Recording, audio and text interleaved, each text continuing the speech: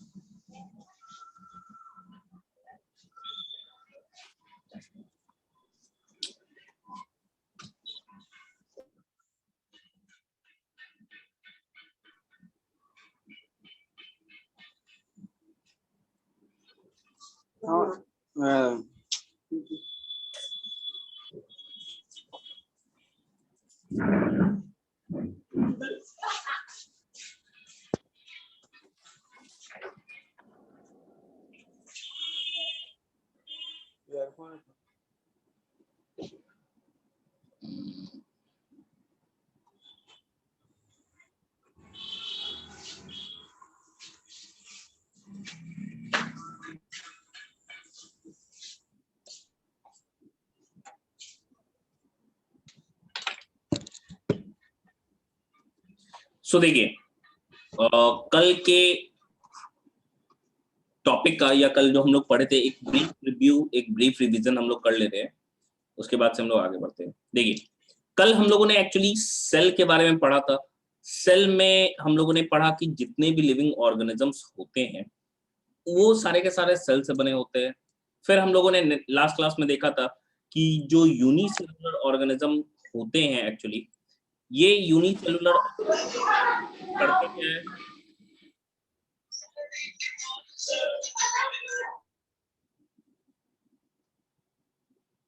ठीक है। ये यूनिसेलुलर ऑर्गेनिजम्स जैसे कुछ जो ऑर्गेनिजम्स है एक सेल के बने होते हैं, कुछ जो है ज्यादा सेल के बने होते हैं, उनको मल्टी सेलुलर कहते हैं, जो एक सेल के यूनिसेलुलर। फिर हम लोगों ने देखा था ये सारी चीजों को, कुछ हिस्ट्रीज के बारे में था।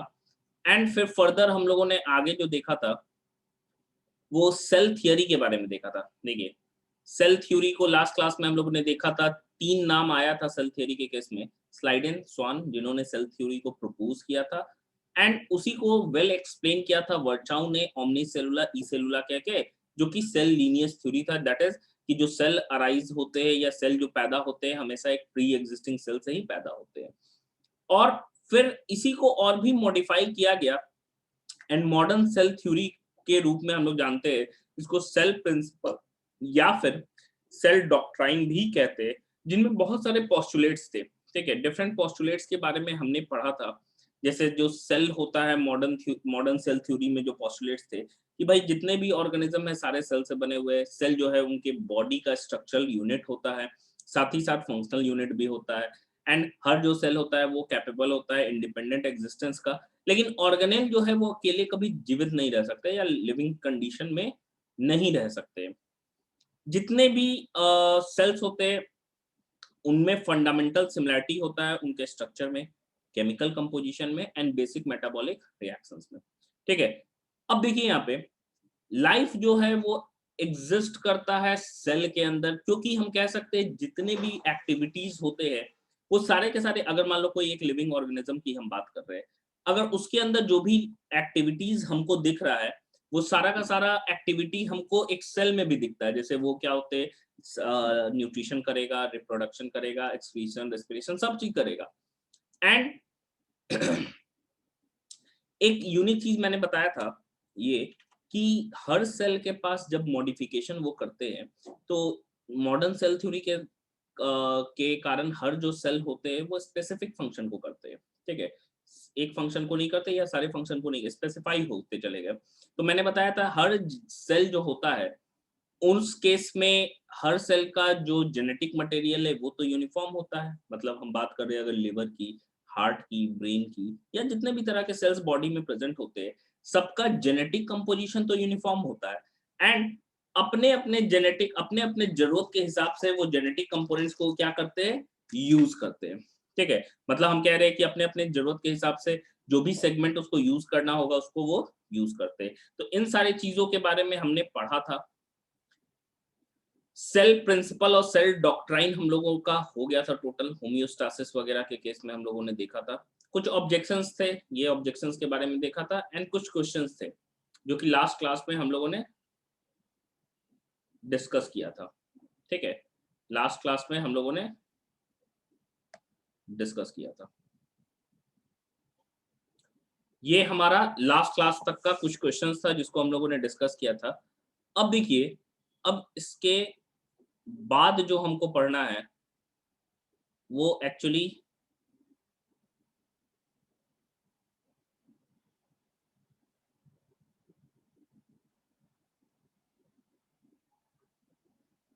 यहां तक हो गया था। इसके बाद से कुछ ओवरव्यू पढ़ना है, यहां से हम लोगों को आज का पढ़ना है टॉपिक। देखिए, हम बात कर रहे हैं कुछ सेल्स की। ठीक है, हम बात कर रहे हैं कुछ सेल्स की, जैसे कि हम कह सकते हैं कुछ जो सेल्स है आपके, देखो, हम कह रहे हैं कुछ जो सेल्स होते हैं उनमें मेम्ब्रेन बाउंड जो है वो न्यूक्लियस वेल मेम्ब्रेन बाउंड होता है, एंड उनको हम यूकैरियोटिक सेल कहते हैं। कुछ जो है उनमें क्या होता है, मेम्ब्रेन बाउंडिंग जो होती है वो लैकिंग होता है। ठीक है, जिनको हम प्रोकैरियोटिक सेल कहते हैं। चाहे यूकैरियोट्स हो चाहे प्रोकैरियोट्स हो, दोनों ही के केस में क्या है, एक सेमी फ्लूइड मैट्रिक्स हमको नजर आता है, जिसको हम उस सेल का साइटोप्लाज्म कहते हैं। जो मेन वॉल्यूम जो है सेल का, यही साइटोप्लाज्म क्या करता है, ऑक्यूपाई करता है। साइटोप्लाज्म को हम मेन एरिना कहते हैं, एक वर्ड है एरिना का, कहने का मतलब होता है जैसे कोई बॉक्सिंग मैच वगैरह होता है ना, तो वो बॉक्सिंग मैच में जो मेन रिंग होता है उसको एरिना कहते हैं, क्योंकि जो भी एक्टिविटीज हो रही होती है उसी रिंग में होता है। इसीलिए साइटोप्लाज्म में भी जो भी लिविंग फंक्शन हो रहा है वो एक्चुअली साइटोप्लाज्म के ही अंदर हो रहा है। इसीलिए साइटोप्लाज्म को हम मेन एरिना या फिर जोन कहते हैं। ठीक है, zone of cellular activities in both the plant and animal cells. ठीक है, अब यहां पे देखो, उस साइटोप्लाज्म के अंदर, उस सेल के अंदर बहुत सारी ऐसी रिएक्शंस, कंटिन्यूअस रिएक्शन हो रहे हैं, ताकि वो जो सेल है वो लिविंग स्टेट में क्या है, बना रह सके। ठीक है, मतलब बहुत सारे ऐसे एक्टिविटीज होते हैं जो कि सेल को लिविंग स्टेट में रखने के लिए काम करते हैं। अब न्यूक्लियस को छोड़ के ऐसा नहीं है कि सिर्फ और सिर्फ प्रोकैरियोटिक और यूकैरियोटिक सेल में क्या है, न्यूक्लियस का ही डिफरेंस है, उसमें और भी डिफरेंसेस होते हैं। जैसे कि बहुत सारे ऐसे मेम्ब्रेन बाउंड ऑर्गेनेल होते हैं, जैसे ईआर हो गया, हम कह सकते हैं गोल्जी बॉडी हो गया, फिर माइटोकॉन्ड्रिया, प्लास्टिड वगैरह, जो ऑर्गेनेल्स यूकैरियोटिक में पाए जाते हैं वो प्रोकैरियोटिक में नहीं पाए जाते हैं। ठीक है, लेकिन जब हम लोग मोनेरा किंगडम को देखेंगे ना, प्लांट डाइवर्सिटी में, तो उस केस में हम लोग देखेंगे बायोलॉजिकल क्लासिफिकेशन जो चैप्टर है, उसमें देखेंगे कि मेम्ब्रेन बाउंड ऑर्गेनेल पाया जाता है दो ठो बैक्टीरिया के अंदर, या साइनोबैक्टीरिया। मतलब नॉर्मली प्रोकैरियोट में मेम्ब्रेन बाउंड नहीं पाया जाता, लेकिन एक्सेप्शन है, एक गैस वैक्यूल, दूसरा क्रोमैटोफोर्स, ये दोनों मेम्ब्रेन बाउंड होते हैं प्रोकैरियोटिक में भी।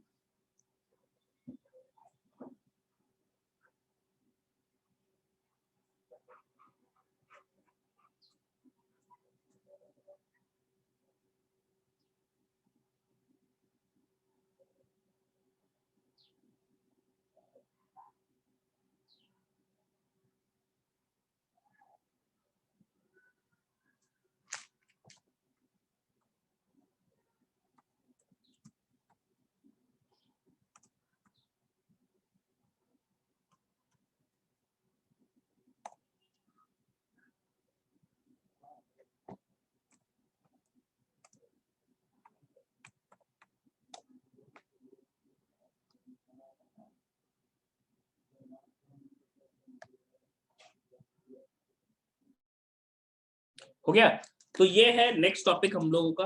लिखिए तो उसको नोट डाउन कीजिए, तो फिर आगे हम लोग देखते हैं। एक मिनट, आगे बढ़े। हाँ, लास्ट टॉपिक तक हम लोगों का हुआ था, सेल डॉक्ट्राइन क्वेश्चंस हुआ था, उसके बाद का है। लिखिए तो।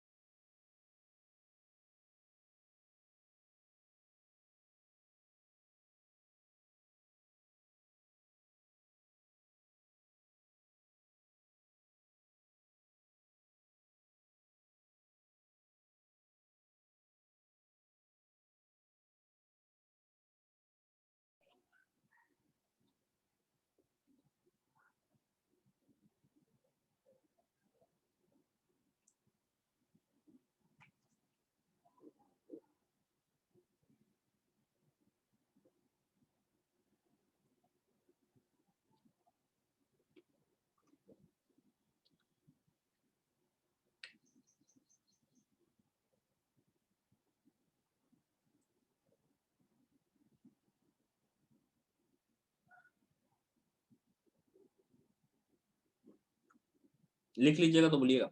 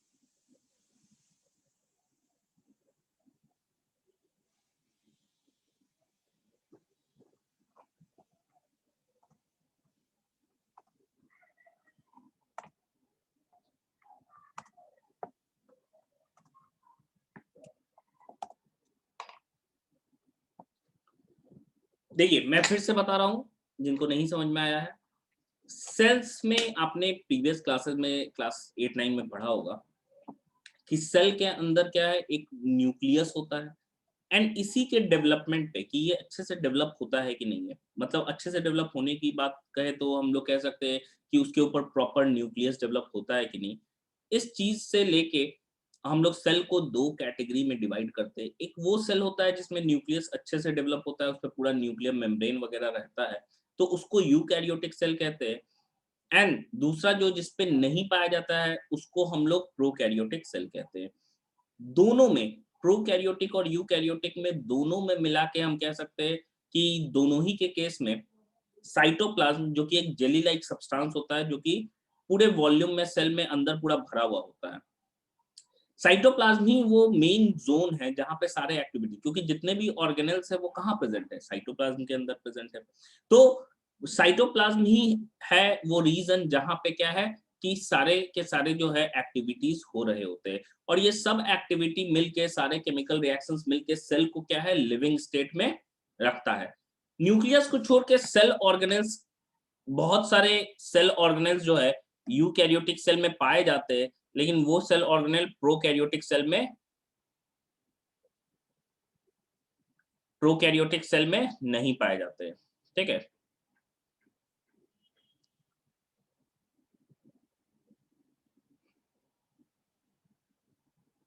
देखिए लास्ट जो है ये लिखा हुआ है यहाँ से, besides the nucleus the eukaryotic cells have other membrane bound distinct structure, जिनको हम ऑर्गेनेल्स के नाम से जानते हैं। देखो, इनको हम ऑर्गेनेल्स कहते हैं,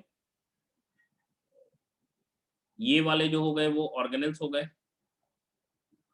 एंड ऑर्गेनेल्स जैसे कि हमारे ईआर हो गए, जिसको एंडोप्लाज्मिक रेटिकुलम, एक एक करके हम लोग स्ट्रक्चर भी देखेंगे।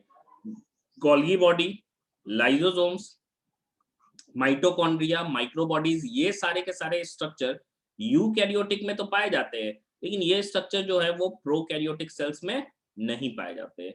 लेकिन इसको लिखिए तो यहां तक, फिर आगे बता रहे।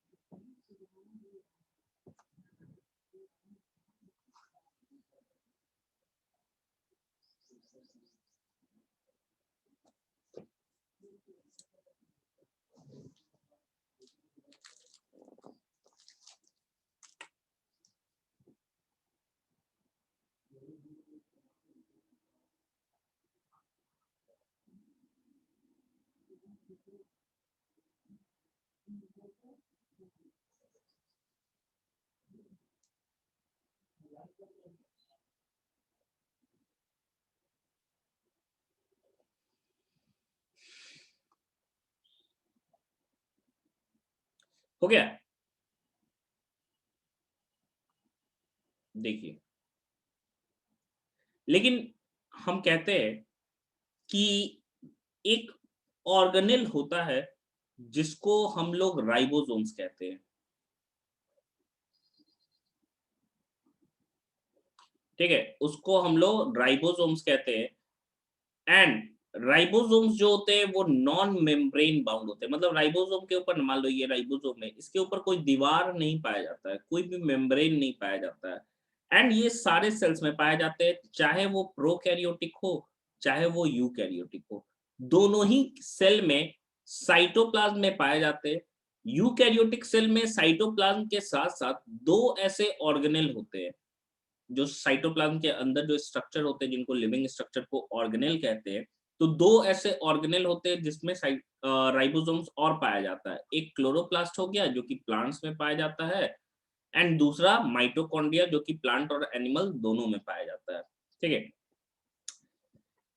ये तो हो गया राइबोसोम्स, जो कि एक नॉन मेम्ब्रेन बाउंड है, मतलब ऊपर से दीवार नहीं है। ये प्रोकैरियोटिक, यूकैरियोटिक सारे सेल में पाया जाता है, चाहे प्रोकैरियोटिक हो चाहे यूकैरियोटिक में, दोनों हो, प्लांट सेल या फिर एनिमल सेल, दोनों ही सेल्स में ये क्या है, पाया जाता है। अब आप देखिए यहाँ पे एनिमल सेल में एक और नॉन मेम्ब्रेन बाउंड ऑर्गेनेल रहता है, जिनको हम सेंट्रियोल्स कहते हैं। सेंट्रियोल, आगे हम लोग देखेंगे सेंट्रियोल कैसा होता है, क्या उसका फंक्शन होता है। एक्चुअली उसका रोल जो होता है वो प्लांट सॉरी एनिमल के केस में सेल डिवीजन में होता है। तो centriole helps in cell division and it is found in animal cell. And centriole is also non membrane, ऊपर से कोई भी क्या है, इस पे भी कोई वॉल नहीं रहता है, कोई मेम्ब्रेन नहीं रहता है। तो ये भी नॉन मेम्ब्रेन बाउंड ऑर्गेनेल होता है, जो कि सिर्फ और सिर्फ एनिमल सेल में ही पाया जाता है। वहां पे ये सेल डिवीजन में हेल्प करता है।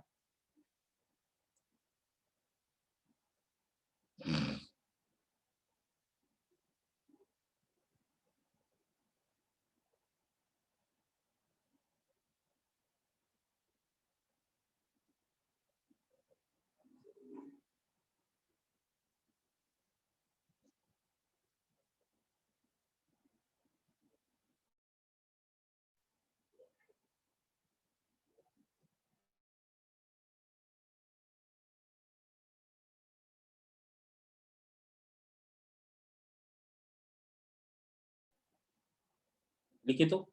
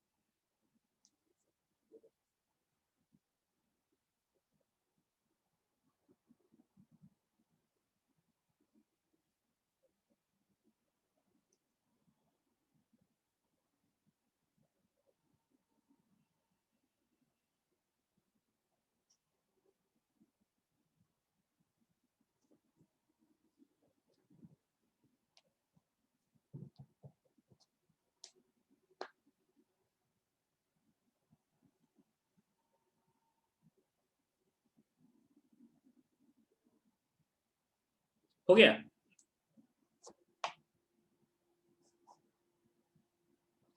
रौनक हैज डन। जल्दी सारे लोग कीजिए। देखिए ये एक ब्रीफ ओवरव्यू है, सिंपल। हम लोगों ने सेल थ्योरी तो देख लिया, हम लोगों ने सेल डॉक्ट्राइन भी को भी देख लिया। अब ये जो है ये ब्रीफ ओवरव्यू है, खाली एक ओवरव्यू था सेल के बारे में। अब आगे और भी स्ट्रक्चर्स है, बेसिकली सेल में क्या-क्या चीजें एक्चुअली प्रेजेंट होती हैं, ये हमको आगे पढ़ना है।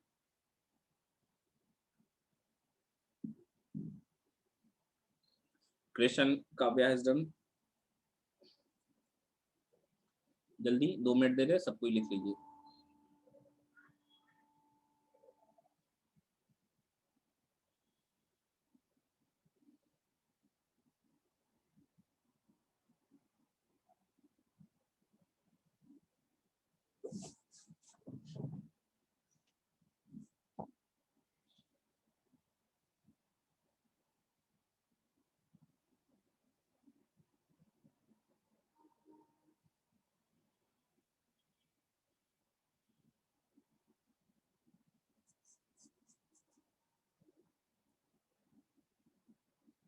डन।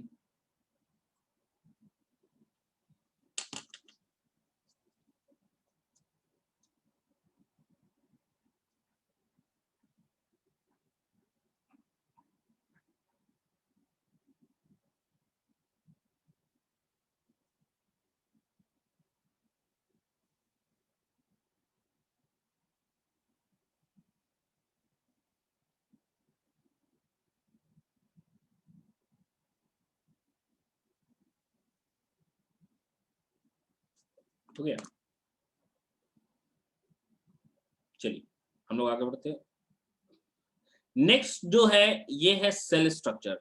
एक फ्लो चार्ट है जिसकी मदद से हम लोग थोड़ा समझेंगे कि सेल का स्ट्रक्चर, बेसिक स्ट्रक्चर कैसा होता है। ये हम यूकैरियोटिक सेल की बात कर रहे हैं। प्रोकैरियोटिक सेल जो होता है उसके स्ट्रक्चर को हम जब मोनेरा किंगडम पढ़ते हैं तो उसी में पढ़ते हैं। ये हम यूकैरियोटिक सेल की बात कर रहे हैं। तो देखिए यहाँ पे यूकैरियोटिक सेल की हम बात करते हैं तो सेल के स्ट्रक्चर में क्या-क्या चीजें हमको नजर आ रही होती हैं। सबसे पहले हम बात करते हैं, 3 पार्ट में हम डिवाइड किए। एक तो सेल का बाउंड्री हो गया जो उसको कवर करेगा बाहर से। बीच में उसका क्या हो गया, मेन जो सेलुलर रीजन है जिसको हम लोग क्या कह रहे हैं, साइटोप्लाज्म। ठीक है, ये साइटोप्लाज्म हो गया। एंड अंदर उसका जेनेटिक मटेरियल जो है वो न्यूक्लियस के अंदर कंटेन रहता है। अब देखो सेल बाउंड्रीज की हम बात करें तो 3 बाउंड्री है हमारे पास। एक जो है उसको ग्लाइकोकैलिक्स कहते हैं हम लोग, जो सिर्फ और सिर्फ प्रोकैरियोट्स में पाया जाता है। प्रोकैरियोट्स किसको कह रहे हैं, जिसमें न्यूक्लियस वेल डेवलप्ड नहीं होता है। दूसरा क्या हो गया, cell wall. Cell wall maximum cell में पाया जाता है, चाहे प्लांट, एनिमल, बैक्टीरियल, सब में पाया जाता है। एनिमल सेल में ये एब्सेंट होता है। एंड सेल मेम्ब्रेन की हम बात कर रहे हैं जो कि एक यूनिवर्सल स्ट्रक्चर है। यूनिवर्सल मतलब सब में पाया जाएगा। तो एक एक करके हम बाहर से, देखो हम जो पढ़ने का पैटर्न होगा, हम बाहर से अंदर आएंगे। पहले हम सेल बाउंड्रीज पढ़ेंगे, glycocalyx, cell wall, cell membrane, फिर साइटोप्लाज्म में, फिर न्यूक्लियस। अब देखो सेल बाउंड्रीज तो हमारा हो गया। अब साइटोप्लाज्म की हम बात कर रहे हैं तो साइटोप्लाज्म तो एक जेली लाइक सब्सटेंस है ना। तो एक उसका पार्ट जो लिक्विड वाला पार्ट है जिसमें सारे सॉलिड वाली चीजें प्रेजेंट होती है, उनको हम साइटोसोल कहते हैं। जो लिक्विड मैट्रिक्स है, देखो मैट्रिक्स वर्ड हर जगह यूज होगा। ठीक है, मैट्रिक्स का मतलब होता है जेली लाइक सब्सटेंस या जेली लाइक कंपोनेंट। दूसरा, उसका जो सॉलिड पार्ट होता है ना, इस सॉलिड पार्ट को हम ट्रोफोप्लाज्म के नाम से जानते हैं। तो हम कह सकते हैं कि cytoplasm has two parts. First one is liquid matrix which is known as cytosol, and second one is solid part which is known as trophoplasm. Again trophoplasm दो चीजों से बन सकता है, या तो वो सब्सटेंस जो होंगे वो क्या होंगे, लिविंग होंगे। ठीक है, या तो वो सब्सटेंस क्या होंगे भाई, लिविंग होंगे, या तो वो नॉन लिविंग होंगे। तो जो सॉलिड पार्ट है अगर वो लिविंग होगा तो फिर उसको सेल ऑर्गेनेल्स बोलते हैं। एंड नॉन लिविंग वाला जो पार्ट होता है उसको नॉन लिविंग सेल इंक्लूजन या ड्यूटोप्लाज्म, ड्यूटोप्लाज्म के नाम से हम लोग जानते हैं। तो ये एक फ्लो चार्ट है जिसकी मदद से हम लोग जान लेंगे एक ओवरव्यू कि हाँ भाई ये चीजें हमको पढ़नी है। हमको पहले सेल बाउंड्रीज पढ़ना है, फिर साइटोप्लाज्म पढ़ना है, फिर न्यूक्लियस पढ़ना है। सेल बाउंड्री में सबसे पहले ग्लाइकोकैलिक्स पढ़ना है, सेल वॉल पढ़ना है, सेल मेम्ब्रेन पढ़ना है, फिर हम साइटोप्लाज्म में आएंगे। ठीक है, तो ये वाला एक फ्लो चार्ट आप ड्रॉ कर लो।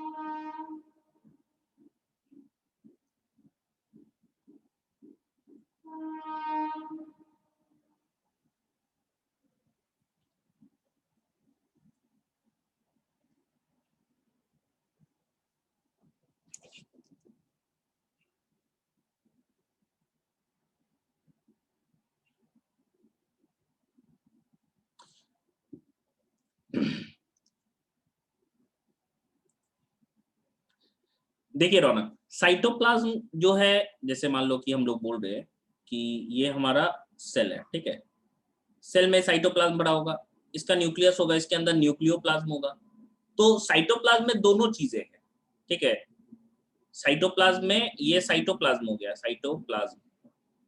साइटोप्लाज्म का जो लिक्विड पार्ट है उसको साइटोसोल कह रहे हैं। साइटोप्लाज्म और इसके अंदर न्यूक्लियस के अंदर न्यूक्लियोप्लाज्म होगा, न्यूक्लियोप्लाज्म। इन दोनों को मिला के प्रोटोप्लाज्म कहते हैं, जो कि एक्चुअली लिविंग कंपोनेंट यही है, प्रोटोप्लाज्म। तो साइटोप्लाज्म का एक पार्ट है साइटोसोल। साइटोप्लाज्म पूरा होता है साइटोसोल और ऑर्गेनेल्स के साथ, ठीक है? मतलब साइटोप्लाज्म पूरा होता है साइटोसोल प्लस ट्रोफोप्लाज्म के साथ, जो कि सॉलिड पार्ट में दो चीजें, लिविंग ऑर्गेनेल हो गए, नॉन लिविंग ब्यूटोप्लाज्म हो गया। एंड साइटोप्लाज्म और न्यूक्लियोप्लाज्म को मिला के हम कह रहे हैं प्रोटोप्लाज्म। साइटोप्लाज्म का एक पार्ट है साइटोसोल, साइटोप्लाज्म और न्यूक्लियोप्लाज्म मिला के बोल रहे हैं प्रोटोप्लाज्म।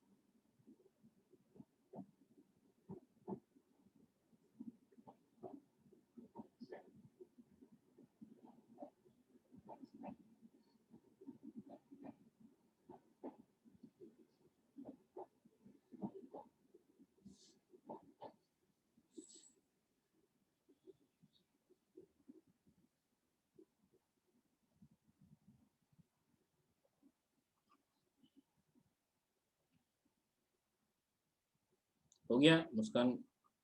बहुत अच्छे। क्रिस का भी हो गया भाई।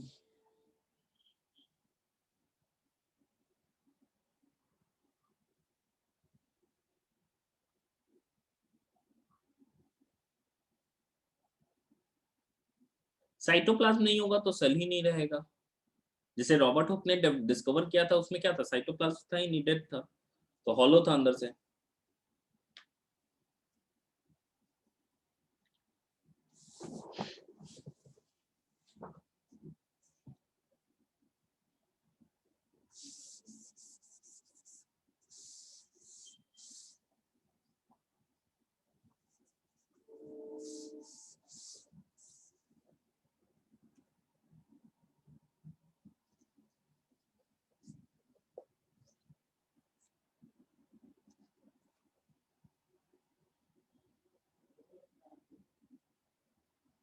हाँ, सबसे इंपॉर्टेंट साइटोप्लाज्म है, लेकिन साइटोप्लाज्म को इंस्ट्रक्शन तो न्यूक्लियोप्लाज्म से ही मिलता है ना, क्योंकि न्यूक्लियस से ही उसको इंस्ट्रक्शन मिलेगा।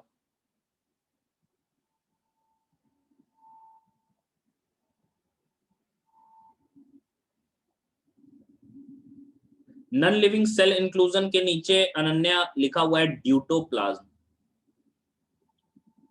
ड्यूटोप्लाज्म,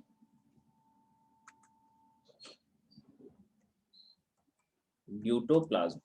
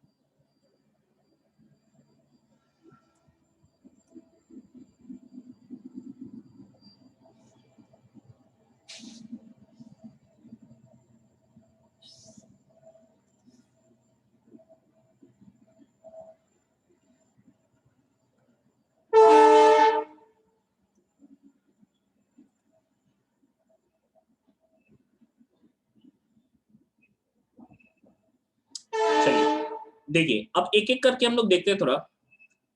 हम बात कर रहे हैं यहाँ पे सेल स्ट्रक्चर की। तो सेल स्ट्रक्चर में देखिए नेक्स्ट पहला जो स्ट्रक्चर हम लोगों को पढ़ना है वो है सेल बाउंड्रीज में। देखिए हम बात कर रहे हैं सेल बाउंड्रीज की। तो सेल बाउंड्रीज में भाई पहला जो बाउंड्री है वो तो ग्लाइकोकैलिक्स है। ठीक है, तो ग्लाइकोकैलिक्स जो होता है वो एक तो प्रोकैरियोट्स में ही पाया जाता है। ग्लाइकोकैलिक्स हम लोगों ने देखा भी कि ये कहाँ पाया जा रहा है भाई, ये तो प्रोकैरियोट्स में पाया जा रहा है। यूकैरियोटिक सेल में ये नहीं रहता है, ये बैक्टीरियल सेल के ही केस में पाया जाता है।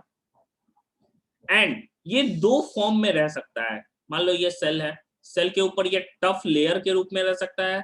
जब ये टफ लेयर के रूप में रहता है तो इसको कैप्सूल बोलते हैं। एंड कभी कभी ये क्या है कि ये सेल है हमारा, ठीक है, इसके ऊपर शीथ के रूप में ऐसे रहेगा, ठीक है, लेयर्स के रूप में रहता है, तो फिर इसको स्लाइम लेयर के नाम से जानते हैं। तो ग्लाइकोकैलिक्स का दो फॉर्म है, एक क्या हो गया लूज और थिन शीट के रूप में, लेयर के रूप में, तो उसको स्लाइम लेयर बोलते हैं। एंड दूसरा जो है वो थिक और टफ लेयर के रूप में रहता है जिसको हम लोग कैप्सूल कहते हैं। जाहिर सी बात है, अगर मान लो सोच के देखो ये चीज कि जिस भी बैक्टीरिया में क्या है ये टफ लेयर के रूप में रहेगा जिसको हम कैप्सूल कह रहे हैं, तो उन बैक्टीरिया को कैप्सुलेटेड बैक्टीरिया कहेंगे। एंड अब समझो बैक्टीरिया के ऊपर बहुत मोटा लेयर है, तो कोई भी लिविंग ऑर्गेनिज्म के ये अंदर जाएगा तो लिविंग ऑर्गेनिज्म में जो भी इंजाइम वगैरह रहेगा वो उस दीवार को तोड़ नहीं पाएगा, जाहिर सी बात है। तो जब ये दीवार को तोड़ नहीं पाएगा, तो ये दीवार को नहीं तोड़ पाएगा, तो हम कह सकते हैं कि ये बैक्टीरिया कैसे होंगे, पैथोजेनिक होंगे, क्योंकि ये डिजीज कॉज कर पाएगा। ठीक है, तो बैक्टीरिया जब क्या होते हैं कैप्सुलेटेड होते हैं, तो ये क्या होते हैं बैक्टीरिया पैथोजेनिक इन नेचर होते हैं, मतलब डिजीज कॉजिंग होते हैं। तो जितने भी कैप्सुलेटेड बैक्टीरिया जिनमें ग्लाइकोकैलिक्स कैप्सूल के रूप में पाया जाता है, सारे के सारे जो होते हैं वो डिजीज कॉजिंग ही होते हैं। ठीक है, अगर हम कैप्सूल के फॉर्मेशन की बात करते हैं तो इसका फॉर्मेशन सेल मेम्ब्रेन करता है, सेल वॉल नहीं कर सकता है, क्योंकि सेल वॉल तो डेड स्ट्रक्चर है, भले इसके नीचे प्रेजेंट होगा, लेकिन इसका मेम्ब्रेन का फॉर्मेशन, सॉरी, इस लेयर का फॉर्मेशन जो है वो सेल मेम्ब्रेन करेगा। ठीक है, कैप्सूल बना हुआ क्या चीज से होता है, देखो दो चीजें, एक तो ग्लाइकोकैलिक्स कैप्सूल के फॉर्म में प्रेजेंट है या फिर वो स्लाइम लेयर के फॉर्म में प्रेजेंट है। अगर वो कैप्सूल के फॉर्म में प्रेजेंट होता है तो वो बना होता है पॉलीसेक्राइड। हम लोग जब बायो मॉलिक्यूल्स पढ़ेंगे तो उसमें पढ़ेंगे पॉलीसेक्राइड्स के बारे में। पॉलीसेक्राइड्स से बना होता है एंड पॉलीपेप्टाइड्स, मतलब सिंपल समझो कार्बोहाइड्रेट हो गया, ये हो गया प्रोटीन। कार्बोहाइड्रेट एंड प्रोटीन दोनों मिलके कैप्सूल बनाता है। वहीं पे अगर मान लो खाली स्लाइम लेयर होगा तो उसमें पॉलीपेप्टाइड नहीं रहता है, सिर्फ और सिर्फ पॉलीसेक्राइड रहता है, यानी कि खाली कार्बोहाइड्रेट होता है, तो वो लेयर्स के रूप में बनता है। ग्लाइकोकैलिक्स का मेन फंक्शन क्या है भाई, तो ये बैक्टीरिया में पाया जा रहा है, मैंने बताया जैसा, और ये WBC से प्रोटेक्ट कर रहा है, या जो भी वैसे सेल है जो बैक्टीरिया को खाने आ रहे हैं उससे क्या है प्रोटेक्ट करता है बैक्टीरिया को। एंड बैक्टीरिया जब बच जाएंगे तो बहुत सारे बैक्टीरिया हो जाएंगे, तो बैक्टीरिया कॉलोनी फॉर्मेशन में भी हेल्प करेगा। तो हम कह सकते हैं कि it protects the bacteria from WBC as well as help in formation of colony. तो ग्लाइकोकैलिक्स सबसे पहले क्या हो गया, सबसे आउटर मोस्ट सेल बाउंड्री है, किसमें है प्रोकैरियोट्स में। दो फॉर्म में पाया गया, लूज और थिन लेयर को क्या बोले slime layer, and tough layer को हम कैप्सूल कह रहे हैं। एंड नेक्स्ट क्या है भाई कि जो भी बैक्टीरिया में स्लाइम लेयर है तो उसको हम लोग नॉर्मल कह रहे हैं, लेकिन जो बैक्टीरिया में कैप्सूल पाया जाता है वो बैक्टीरिया को कैप्सुलेटेड कहते हैं। एंड वो कैसा होता है पैथोजेनिक इन नेचर होता है, मतलब कहने का क्या हो गया डिजीज कॉजिंग करेगा, क्योंकि किसी के भी ऑर्गेनिज्म के बॉडी के अंदर वो जाएगा, तो वहां जाएगा तो उसको दूसरे एंजाइम्स उस पर काम नहीं कर पाएंगे। कैप्सूल और स्लाइम लेयर के कंपोनेंट्स की हम बात करते हैं, कंपोजिशन की, तो कैप्सूल कार्ब्स एंड प्रोटीन दोनों का मिलकर बना होता है, यानी कि पॉलीसेक्राइड्स एंड पॉलीपेप्टाइड्स।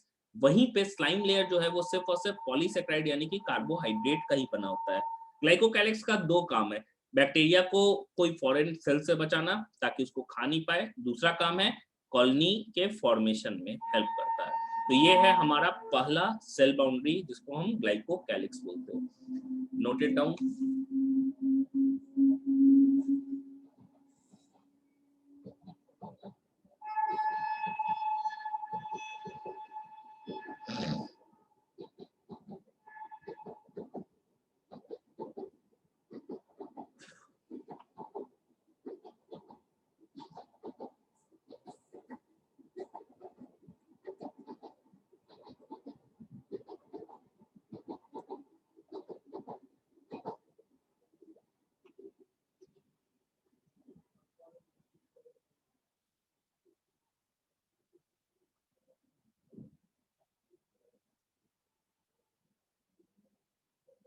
डन, बहुत अच्छे रौनक।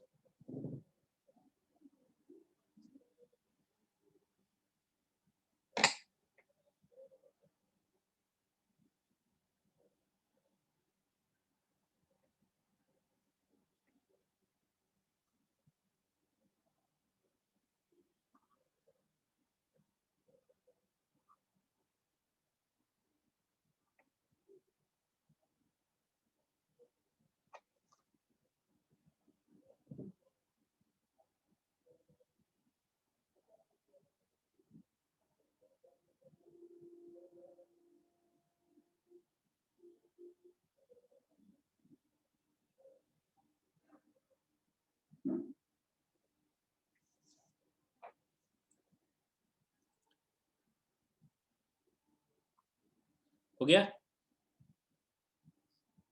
2 मिनट दे रहे, बाकी लोग सारे लिख लीजिए जिनका नहीं हुआ है। एंड समझ में आ रहा है ना जो भी अभी तक हम लोगों ने पढ़ा?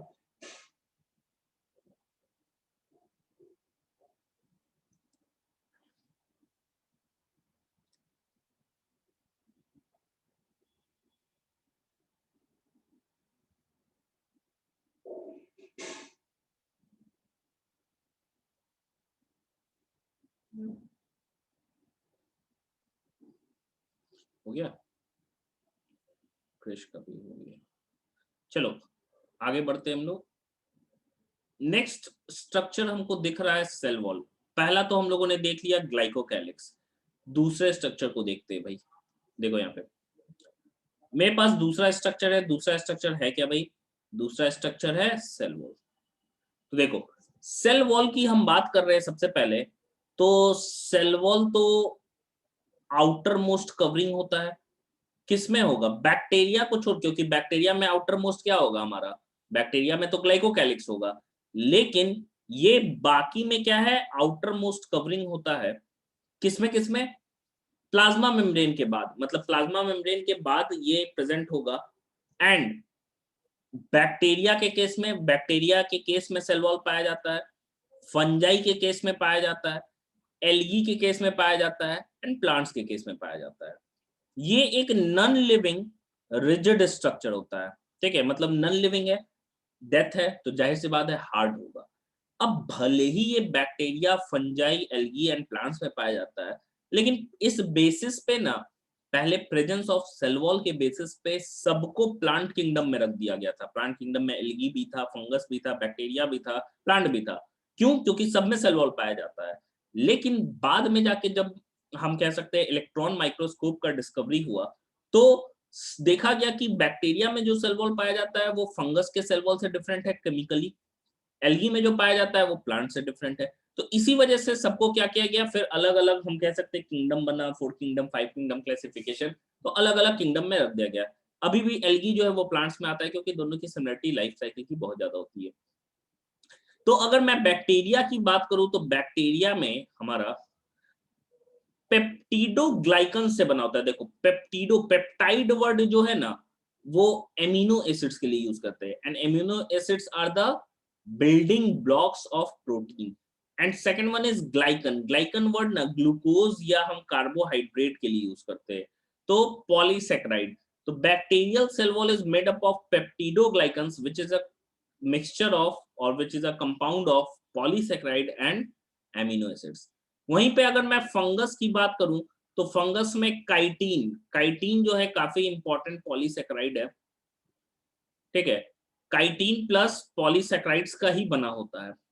काइटिन हम कह सकते हैं एक तरीका का स्ट्रक्चर है, काफी हार्ड स्ट्रक्चर होता है। कॉकरोच का जो एक्सोस्केलेटन होता है, जो ऊपर से कॉकरोच में प्लेट्स लाइक दिखता है, जो चमकते रहता है ब्राउन ब्राउन, तो वो क्या है? काइटिन का ही बना होता है।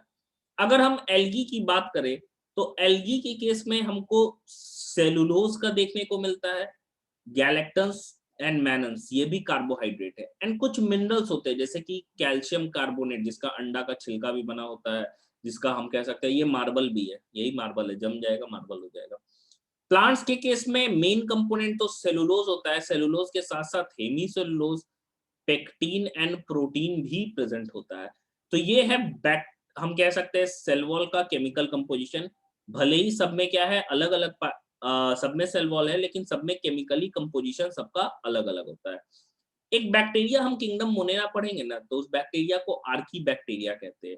इसका एग्जाम्पल, कॉमन एग्जाम्पल मिथेनोजेंस हो गया, जो मीथेन प्रोड्यूसिंग बैक्टीरिया होते हैं। दूसरे थर्मो एसिडोफाइल्स, वो बैक्टीरिया जो कि हॉट वाटर सल्फर स्प्रिंग्स में, जो गर्म पानी का जो कुंड होता है ना, उसमें पाया जाता है। काफी ज्यादा हाई टेम्परेचर पे बैक्टीरिया सर्वाइव कर सकता है। नॉर्मल जो मैक्सिमम ऑर्गेनिज्म है वो 45-50 होते होते मर जाएगा, उसके ऊपर जाएगा 45-50-55 डिग्री सेल्सियस के ऊपर सर्वाइव नहीं कर सकता है, क्योंकि जो भी इंजाइम्स बॉडी में रहते हैं सारे के सारे डीनेचर कर जाते हैं, खराब कर जाते हैं, हो जाते हैं, तो जिसके कारण बॉडी जो है वो डेथ हो जाता है उसकी। लेकिन आर्की बैक्टीरिया में उनका जो सेल वॉल का स्ट्रक्चर होता है वो थोड़ा डिफरेंट होता है, जो कि उनके सर्वाइवल के लिए रिस्पॉन्सिबल होता है एक्सट्रीम कंडीशन में। जैसे बहुत ज्यादा गर्मी, बहुत एसिडिक कंडीशन में भी आर्की बैक्टीरिया सर्वाइव कर जाता है। क्यों? क्योंकि उसके सेल वॉल में क्या है, डिफरेंस होता है नॉर्मल बैक्टीरिया की तुलना में। डाइनोफ्लैजिलेट्स की हम बात करें तो ये एल्गी के ही केस में आता है, ठीक है। प्लांट में ही हम पढ़ते हैं इसको, डाइनोफ्लैजिलेट्स को, सॉरी, प्लांट्स में पहले पढ़ते थे, इसको एक्चुअली प्रोटिस्ट में पढ़ते हैं हम लोग डाइनोफ्लैजिलेट्स को। तो एल्गी के ही लाइफ साइकिल सिमिलरिटी होता है, यूनिसेलुलर होता है। इनमें सेल वॉल जो पाया जाता है ना, प्लेट है जैसा पाया जाता है, जैसे ये एक सेल वॉल ऐसे है, ये दूसरा सेल वॉल रहेगा, सोप बॉक्स जैसा फिट हो जाता है, एक बड़ा होगा एक छोटा होगा, अंदर वाला छोटा होगा, बाहर वाला बड़ा होगा, तो सोप बॉक्स जैसा होता है ना, सोप का बॉक्स एक दूसरे में फिट हो जाता है, वैसे इसमें फिट हो जाता है। फिर उसके बाद से हम बात करें यूग्लिनॉइड्स की। यूग्लिनॉइड्स कहते हैं, जैसे यूग्लिना हो गया जो कि एक कनेक्टिंग लिंक है, तो यूग्लिनॉइड्स के केस में हमको देखने को मिलता है यहाँ पे, यूग्लिनॉइड्स के केस में कि सेल वॉल के बजाय, भले वो प्लांट में आ रहा है, एक प्लांट के रूप में कनेक्टिंग लिंक है, एक प्रोटीन रिच लेयर प्रेजेंट होता है जिसको हम पेलिकल के नाम से जानते हैं, ठीक है। तो हमने क्या क्या देखा, हमने सेल वॉल को देखा, ठीक है, सेल वॉल को देखा। सेल वॉल में क्या क्या चीजें हैं भाई, तो सेल वॉल में हम लोगों ने देखा कि सेल वॉल सबसे पहले एक नॉन लिविंग स्ट्रक्चर है, रिजिड स्ट्रक्चर है, नॉन लिविंग। ये प्लाज्मा मेम्ब्रेन के बाहर रहता है, आउटर कवरिंग है बैक्टीरिया को छोड़ के, ठीक है। एनिमल सेल में क्या है, सबसे बाहर प्लाज्मा मेम्ब्रेन ही रहेगा क्योंकि सेल वॉल एब्सेंट होता है। बैक्टीरिया, फंगस, एल्गी और प्लांट्स में सब में सेल वॉल पाया जाता है, लेकिन सब में अलग अलग सब्सटेंसेस से पाया जाता है। आर्की बैक्टीरिया जो कि एक प्रिमिटिव बैक्टीरिया का फॉर्म है, उसमें सेल वॉल डिफरेंट कंपोजिशन का होता है, जिसके कारण Archie bacteria extreme climatic condition में भी जी सकते हैं या सर्वाइव कर सकते हैं। डाइनोफ्लैजिलेट्स के केस में सेल वॉल क्या है, सोप बॉक्स जैसा पाया जाता है, ठीक है, जो एक दूसरे पे फिट बैठ जाता है। यूग्लिना के केस में क्या है, सेल वॉल नहीं पाया जाता है, एक प्रोटीन रिच लेयर पेलिकल पाया जाता है। ये समझ में आया यहाँ तक सबको?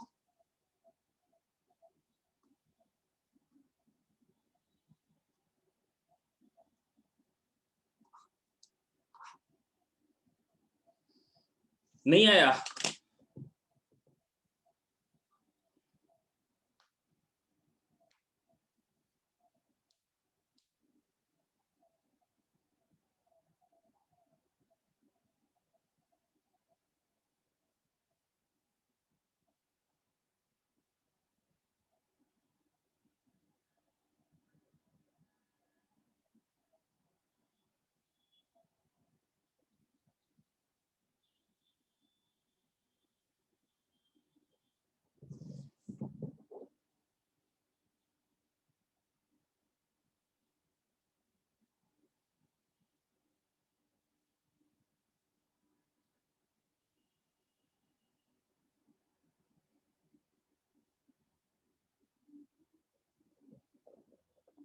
एल्गी में लिखे हैं cellulose plus galactans, GALACTANS, galactans plus mannans plus CaCO3, calcium carbonate.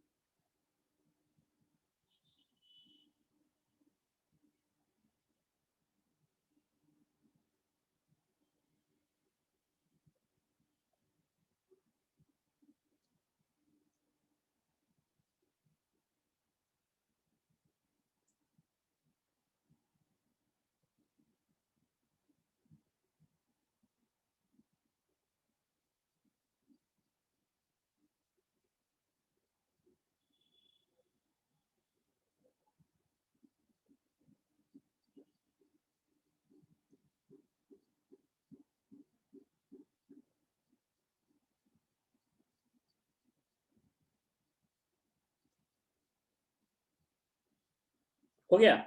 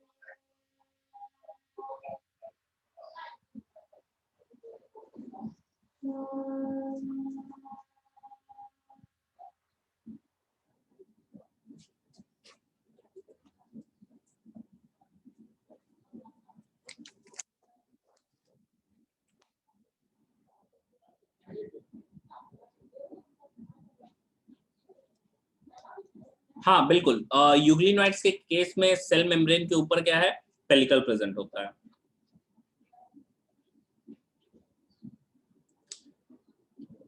चलिए नेक्स्ट, अगर मैं सेल वॉल की बात करूं तो प्लांट सेल में हम लोग देखते हैं, क्योंकि प्लांट सेल में कॉमन सेल वॉल हमको दिखता है। तो देखिए प्लांट सेल में एक्चुअली सेल वॉल जो है वो सेपरेटेड रहता है 3 पार्ट में। सबसे पहला जो होता है सेल वॉल, इसको हम प्राइमरी वॉल कहते हैं। बीच में प्रेजेंट होता है secondary wall and tertiary wall सबसे अंदर। देखो प्राइमरी वॉल बाहर से अंदर ग्रो करता है। देखो सब्सटेंसेस बाहर नहीं जाएंगे, सब प्राइमरी बाहर रहेगा, ऐसा मत समझना प्राइमरी बाहर फिर सेकेंडरी बना फिर टर्शियरी बना, नहीं उल्टा होगा। प्राइमरी सबसे बाहर, फिर सेकेंडरी, फिर अंदर टर्शियरी। तो ज्यादातर केस में प्राइमरी वॉल ही प्रेजेंट रहता है, एंड सेकेंडरी वॉल जो है ये नॉर्मल जब सेल स्पेसिफाई हो जाता है किसी फंक्शन को करने के लिए तब वो डेवलप करता है। टर्शियरी वॉल नहीं पाया जाता है। इकलौता हमको केस है ट्रैकेट्स जो होते हैं जिम्नोस्पर्म में, जो जाइलम के कंपोनेंट होते हैं, उनमें ये हमको ट्रैकेट में ही देखने को मिलता है सेकेंड टर्शियरी वॉल। तो आप देखिए यहाँ पे कि हम प्राइमरी वॉल की बात कर रहे हैं, तो प्राइमरी वॉल जो है ये आउटर मोस्ट लेयर होता है, काफी थिन होता है, एंड थिन होने के चलते ये इलास्टिक भी होता है नेचर में। ठीक है, जैसे जैसे सेल जो है वो बड़ा होगा ना तो प्राइमरी वॉल बहुत थिन होता चला जाएगा, एंड धीरे धीरे वो एकदम पतला लेयर के रूप में ही रह जाता है। एंड क्योंकि ये सारे सेल में पाया जा रहा है, मेस्टेमेटिक सेल में सेल ग्रो कर रहा है, तो ये कैपेबल ऑफ ग्रोथ होता है। ठीक है, अगर मैं इसके केमिकल कंपोजिशन की बात करूं तो ये सेलुलोज से बना होता है, हेमी सेलुलोज से बना होता है, और पेक्टिन से बना होता है। ठीक है, तो तीन चीजें हैं, तीन चीजें मिलके क्या है प्राइमरी वॉल का फॉर्मेशन करते हैं। दूसरा है सेकेंडरी वॉल। तो सेकेंडरी वॉल क्या है, जाहिर सी बात है रिजिड है, काफी मोटा होता है, थिक होता है, एंड मेरिस्टेम में मतलब मेरिस्टेमेटिक जो सेल्स होते हैं उनमें ये सेकेंडरी वॉल नहीं पाया जाता है, क्योंकि अब समझो सेल जब है ग्रोथ कर रहा होगा, अगर ये दीवार मोटा हो जाएगा तो अंदर से फिर ग्रोथ पॉसिबल ही नहीं है। तो जैसे जब तक ग्रोथ होते रहता है तब तक खाली क्या होता है प्राइमरी वॉल ही रहता है, जब पूरा ग्रो कर जाता है तब उसमें क्या होता है सेकेंडरी वॉल का डेवलपमेंट होता है। ठीक है, ये कहाँ डेवलप करेंगे, प्राइमरी वॉल बाहर होगा एंड अंदर की तरफ क्या है सेकेंडरी वॉल का डेवलपमेंट होगा। ये भी सेम सब्सटेंसेस का ही बना होता है, ये भी सेलुलोज, हेमी सेलुलोज और पेक्टिन का ही बना होता है, बस अमाउंट काफी ज्यादा होता है तो लेयर जो है वो काफी मोटा हो जाता है। तीसरे वॉल की हम बात करें तो इसको टर्शियरी वॉल कहते हैं, जो सिर्फ और सिर्फ ट्रैकेट्स में, अब देखो जाइलम में दो चीजें हैं, क्या क्या है, जो कि कंडक्टिंग होते हैं। जैसे जाइलम में हम बात कर रहे हैं ये वेसल्स होते हैं, वेसल्स का एंड वॉल ऐसे फ्यूज रहता है। ठीक है, एंड एक लॉन्ग हम कह सकते हैं पाथ रहता है वाटर के ट्रांसपोर्ट के लिए। दूसरा क्या होता है, ऐसे स्पिंडल शेप्ड स्ट्रक्चर होते हैं जिनको ट्रैकेट्स कहते हैं, दोनों से पानी मूव करता है। ये एंजियोस्पर्म्स की हम बात कर रहे हैं जिसमें फ्लावरिंग प्लांट में, तो इसमें दोनों पाया जाता है, ये वेसल्स भी पाए जाते हैं एंड ये ट्रैकेट्स भी पाए जाते हैं। अब समझिए इस चीज को कि एंजियोस्पर्म के केस में तो दोनों पाया जा रहा है, ज्यादा पानी जो है वो वेसल से गुजरता है क्योंकि वहां पे उसको ज्यादा वॉल्यूम ऑफ वाटर लेके वो मूव कर सकता है उस पाथ से, लेकिन जिम्नोस्पर्म के केस में वेसल जो होते हैं वो एब्सेंट होते हैं, पाए ही नहीं जाते। तो इकलौता एक ही मीडियम है कि ट्रैकेट से ही ऐसे ऐसे करके क्या होगा पानी ऊपर जाइलम में चढ़ेगा। ठीक है, तो जिम्नोस्पर्म के केस में ट्रैकेट में बहुत सारा पानी आ रहा है, बहुत सारा पानी आने के चलते क्या है बहुत ज्यादा प्रेशर बिल्डअप होता है। तो इस प्रेशर से बचाने के लिए अंदर में क्या है, ये तो मान लो कि हम ट्रैकेट बोल रहे हैं, ये इसका प्राइमरी वॉल होगा, ये सेकेंडरी होगा, तो एक और वॉल का फॉर्मेशन हो जाता है अंदर में जो काफी रिजिड होता है, ताकि जो पानी का जो प्रेशर है उस पानी के प्रेशर से ये वॉल क्या कर सके, इस ट्रैकेट्स को बचा सके। तो जिम्नोस्पर्म के ट्रैकेट में ही पाया जाता है, ये सेलुलोज नहीं, ये हेमी सेलुलोज एंड एक कॉम्प्लेक्स पॉलीसेक्राइड होता है जिसको जाइलन बोलते हैं, इससे ये बना होता है। तो हमने तीन तरीके का वॉल देखा, primary, secondary and tertiary. Tertiary सिर्फ और सिर्फ किस में पाया गया, ट्रैकेट्स ऑफ जिम्नोस्पर्म में, एंड प्राइमरी और सेकेंडरी किस में पाया जा रहा है, नॉर्मल जो मेच्योर सेल है उसमें पाया जा रहा है। इमेच्योर सेल में सिर्फ और सिर्फ प्राइमरी जो ग्रो कर रहा है उसमें खाली प्राइमरी पाया जाएगा, क्योंकि प्राइमरी थिन और इलास्टिक होता है, सेकेंडरी रिजिड होता है तो वो नहीं पाया जाएगा। ठीक है, तो इसको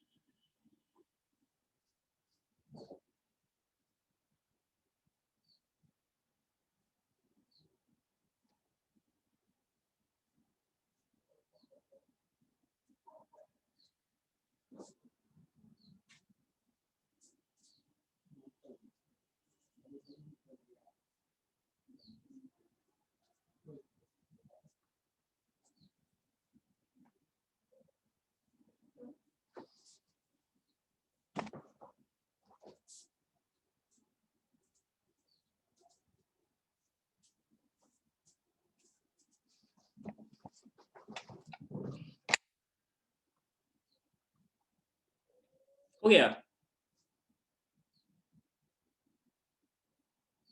टर्शियरी वॉल क्रैश फिर से एक्सप्लेन कर दे, बिल्कुल करते, लिख लीजिए एक बार फिर से कर देंगे टर्शियरी वॉल एक्सप्लेन।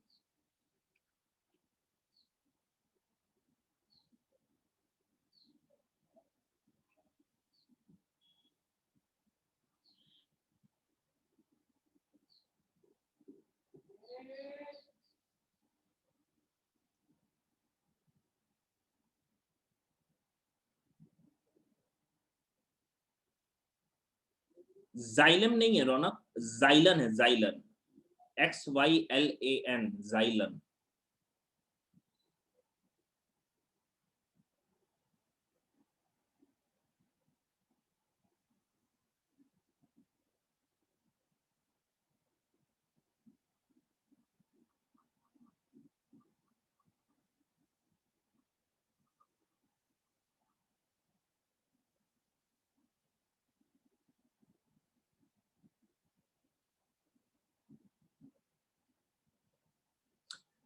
देखिए, वेसल्स है ऐसा, ट्यूब जैसा होता है, ठीक है, उससे क्या है, वाटर ट्रांसपोर्ट होता है। दूसरे जो है स्पिंडल शेप वैसे शेप को कहते हैं जो बीच में मोटा होता है, दोनों साइड वो क्या होता है, काफी पतला होता है, तो वैसे शेप को हम है स्पिंडल शेप कहते हैं।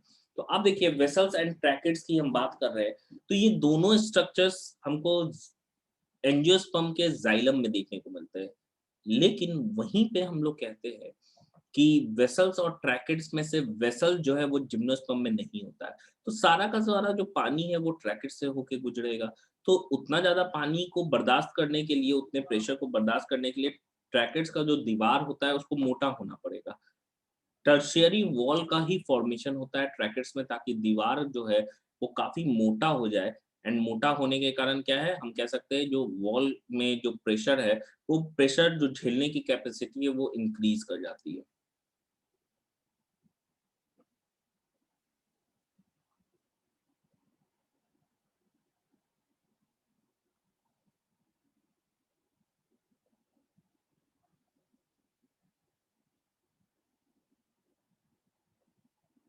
हाँ, नहीं, बिल्कुल नहीं श्रेयांश, एंजियोस्पर्म के ट्रैकेट्स में ये टर्शियरी वॉल नहीं पाया जाता है, ये सिर्फ़ जिम्नोस्पर्म के ट्रैकेट्स में पाया जाता है।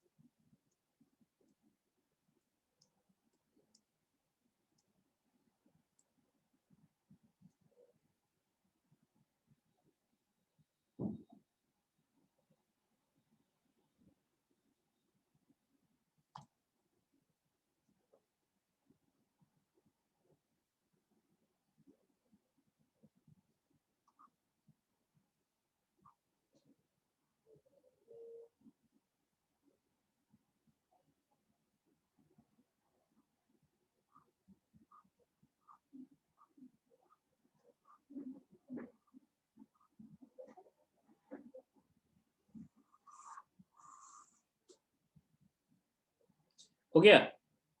चलिए, हम लोग आगे देखते हैं थोड़ा। ये देखिए, ये है वॉल का स्ट्रक्चर, ठीक है? ये है वॉल का स्ट्रक्चर हमारा। इसमें क्या-क्या चीज़ें हमको नज़र आ रही हैं? सबसे पहले देखो, ये हमारा प्राइमरी वॉल है, यहाँ पे जो नजर आ रहा है हमको, ये हमको प्राइमरी वॉल नजर आ रहा है। यहाँ पे देखिएगा, ये सबसे बाहर का जो चीज है वो क्या हो गया, सेल में प्राइमरी वॉल हो गया। ठीक है, प्राइमरी वॉल सबसे बाहर प्रेजेंट होता है। इसके अंदर ये देखो, ये जो वॉल है, जो ब्लू से, ये ब्राउन से एंड ग्रीन से, ये वाला जो वॉल है काफी मोटा।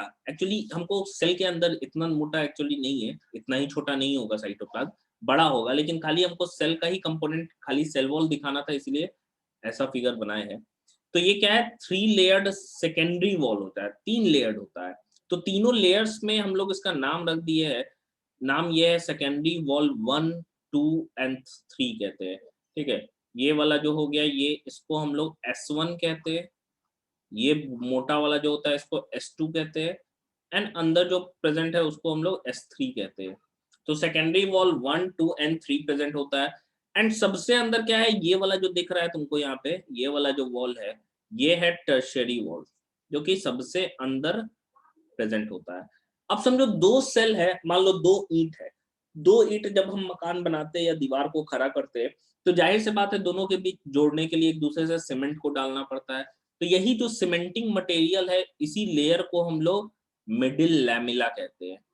ठीक है, ये मिडिल लैमिला जो है एक तरीके से सीमेंट का काम करता है, इसको प्लांट सीमेंट भी हम कहते हैं, जो कैल्शियम और मैग्नीशियम पेक्टेट से, मतलब पेक्टिक एसिड का सॉल्ट होता है, कैल्शियम सॉल्ट ऑफ और मैग्नीशियम सॉल्ट से बना होता है, जिसमें मैग्नीशियम की तुलना में कैल्शियम का अमाउंट जो होता है वो क्या होता है, ज्यादा होता है।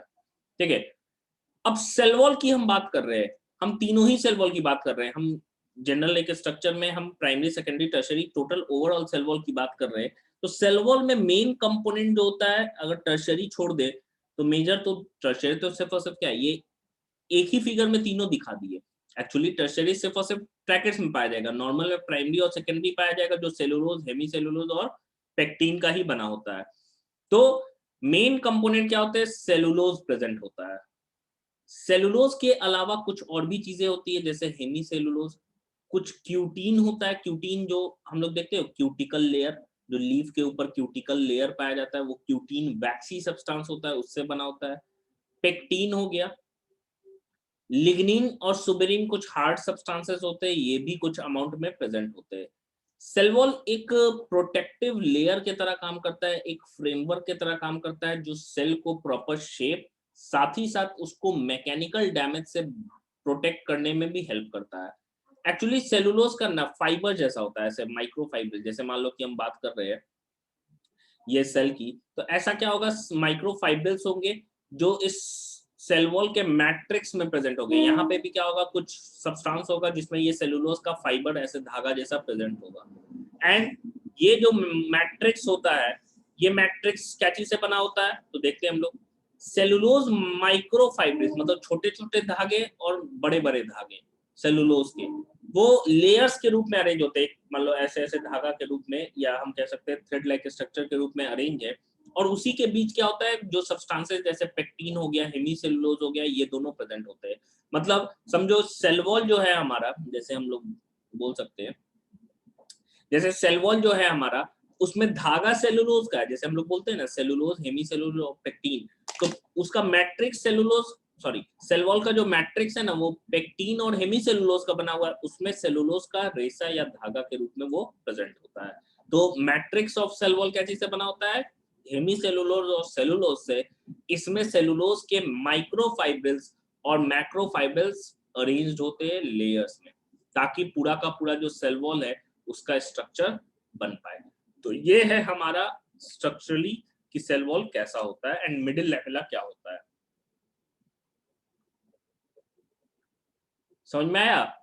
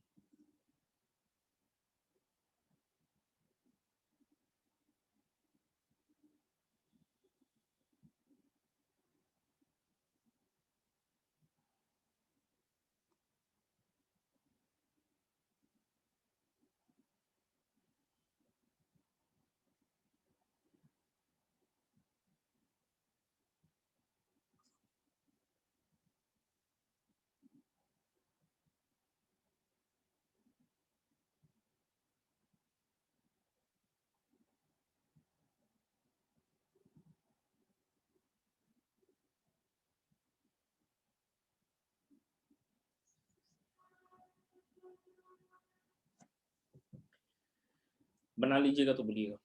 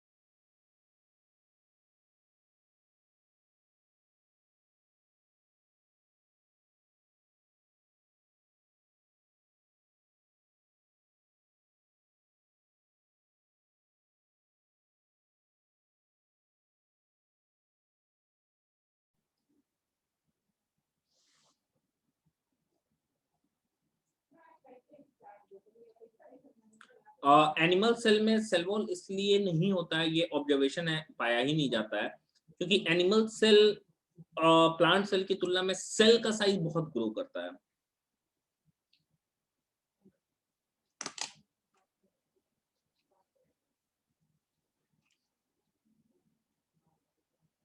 हो गया?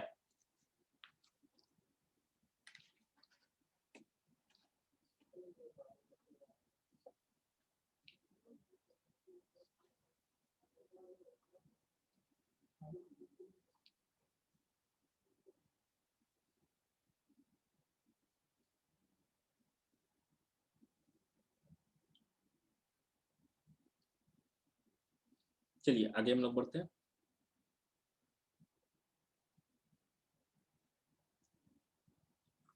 देखो,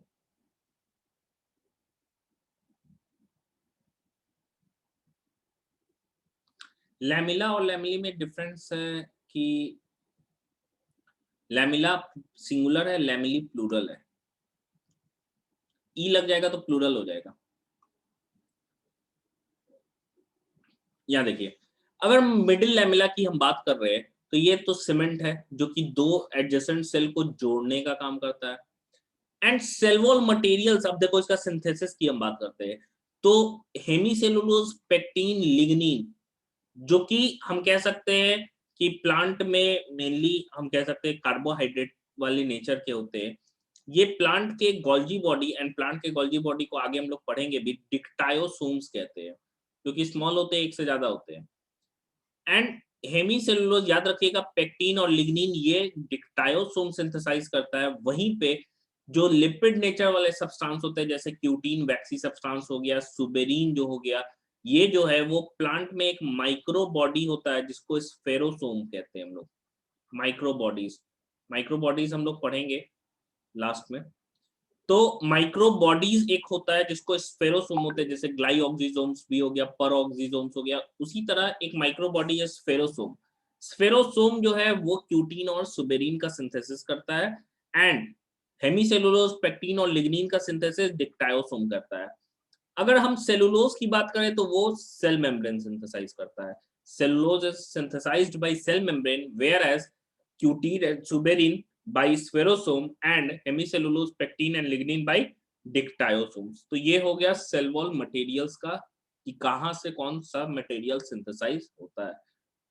यहां तक लिखो तो फिर फॉर्मेशन ऑफ सेल वॉल बता रहे।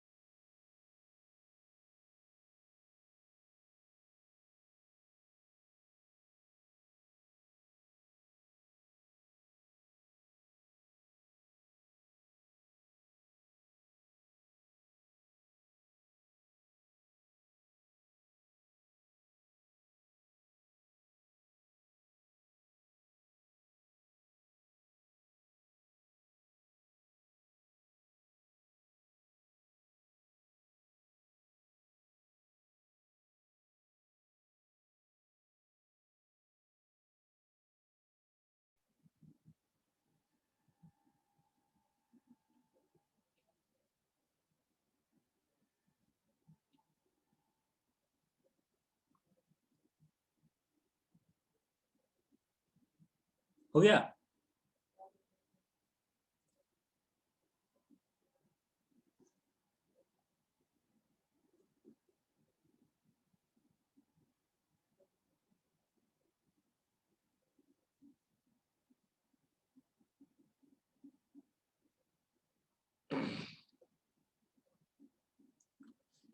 देखो, लिख लो, 2 मिनट दे रहे, लिख लीजिए, फॉर्मेशन देख लेंगे फिर हमारा वो हो जाएगा।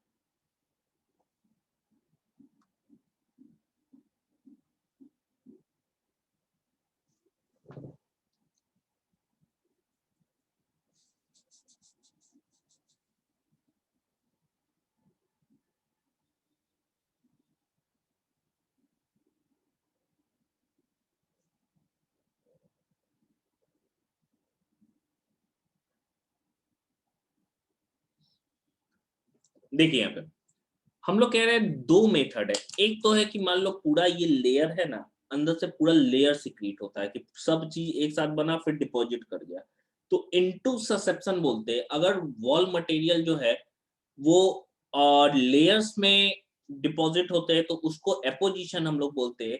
एंड क्या होता है कि धीरे-धीरे सब्सटेंस निकला ग्रेन्स के रूप में, मतलब हम कह सकते हैं कि थोड़ा-थोड़ा क्वांटिटी में डिपॉज़िट होता चला गया एंड वॉल बन गया। तो इस मेथड को इनटू ससेप्शन कहते हैं। 2 मेथड है सेल वॉल फॉर्मेशन का।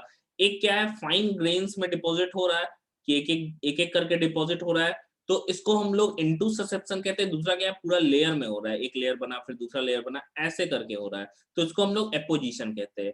जो प्राइमरी वॉल जो होता है वो इनटू ससेप्शन से बनता है, और सेकेंडरी वॉल जो है वो दोनों मेथड से बनता है। तो हम लोग देखते हैं प्राइमरी वॉल जो है वो मेनली ग्रेन्स का ही डिपोजिशन होता है धीरे-धीरे करके, एंड वो प्राइमरी वॉल इनटू ससेप्शन से बनता है। वहीं पे सेकेंडरी वॉल जो है वो दोनों मेथड से बनता है। एक वॉल पहले से बन चुका है मान लो, उसको और मोटा होना है, ठीक है? तो मोटा और वो होगा तो ऑलवेज़ वो इनटू ससेप्शन से होगा, मतलब धीरे-धीरे करके डिपॉजिट होता रहेगा। एक पहले से मान लो वॉल बना हुआ है, हम कह रहे हैं कि एक पहले से हमारा वॉल है, मान लो ये वॉल प्रेजेंट है, ठीक है? इसको यहाँ तक बड़ा होना है, तो ज़ाहिर-सी बात है ये वॉल क्या होगा, लूज़ होगा तभी तो ये एक्सटेंड होगा यहाँ तक, कि अंदर से सेल बड़ा होगा, तो वॉल क्या है, लूज़ होगा तभी तो। तो वॉल लूज़निंग फैक्टर जो होता है इसको एक्सपांसीन कहते हैं। तो एक्सपेंसीन जो है ये सेल वॉल लूज़निंग फैक्टर है, जो सेलुलोज़ के माइक्रोफाइब्रिल्स को ढीला करता है एंड दूसरा नया जो है माइक्रोफाइब्रिल उसको जोड़ता है। तो इसको सेल वॉल लूज़निंग फैक्टर कहते हैं, ठीक है? Cell wall loosening factor. तो हम लोगों ने देखा कि 2 तरीके से वॉल का डेवलपमेंट हो रहा है या फॉर्मेशन हो रहा है। एक मेथड जो है हमारा क्या है भाई, इनटू ससेप्शन। दूसरा वाला जो मेथड है वो क्या है भाई, एपोजिशन, ठीक है? एंड प्राइमरी वॉल कैसे बनता है, इनटू ससेप्शन से, मतलब फाइन ग्रेन्स डिपॉजिट होगा। सेकेंडरी दोनों मेथड को फॉलो करता है। एक पहले से वॉल बना हुआ है उसमें और उसको मोटा होना है, तो सिर्फ और सिर्फ क्या होगा, फाइन ग्रेन्स ही डिपॉजिट होंगे, जिसको इनटू ससेप्शन हम लोग बोलते हैं। एक स्पेशल प्रोटीन होता है जिसको एक्सपांसिन कहते हैं, जो सेल वॉल को क्या करता है, लूज करता है एंड नया सेल वॉल मटेरियल को एड ऑन उस पे करता जाता है। फिर नेक्स्ट नेक्स्ट क्लास में हम लोग प्लाज्मोडेस्माटा वगैरह पढ़ेंगे। आज के क्लास के लिए यहीं तक रहने देते हैं। नोट्स आपके डिस्क्रिप्शन पे अपलोडेड रहेगा आफ्टरनून तक। इसको लिखिए ना पहले। यहाँ तक हो गया हम लोगों का। नेक्स्ट जो स्ट्रक्चर है वो प्लाज्मोडेस्माटा। सेल वॉल मोस्टली खत्म ही है। नेक्स्ट क्लास में सेल मेम्ब्रेन भी हम लोग पढ़ेंगे।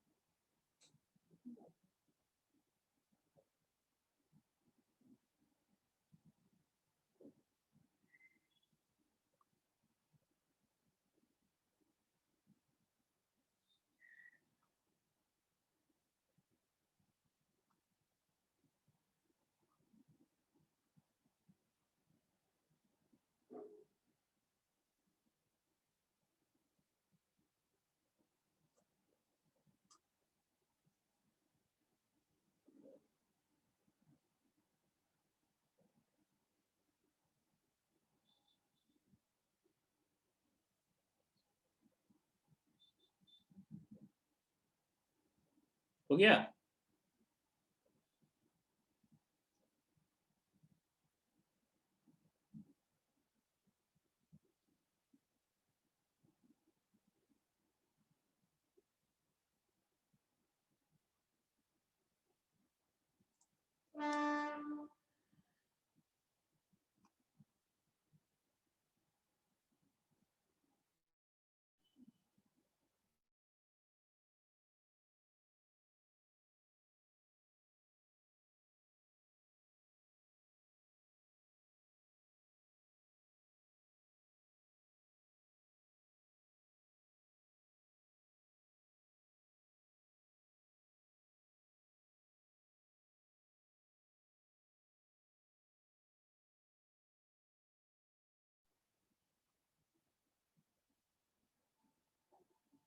क्या?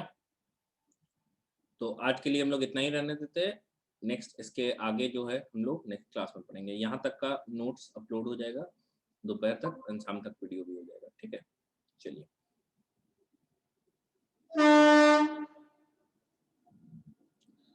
क्रिश, बेस्ट रेफरेंस बुक जो है कोई भी आप ले सकते हैं। आप एशन की बुक आती है,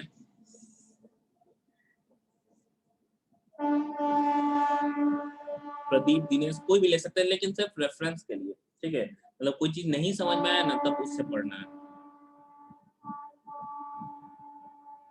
कोई एक प्रदीप दिनेश, आप एशन की बुक आती है, ट्रूमैन्स, कोई भी, लेकिन कोई एक सिर्फ रेफरेंस, जो नहीं समझ में आया वो बस पढ़ना है उससे। ये नहीं कि पूरा पढ़ने लगे उसी को। चलिए, तो एंड कर रहे हैं। Have a nice day.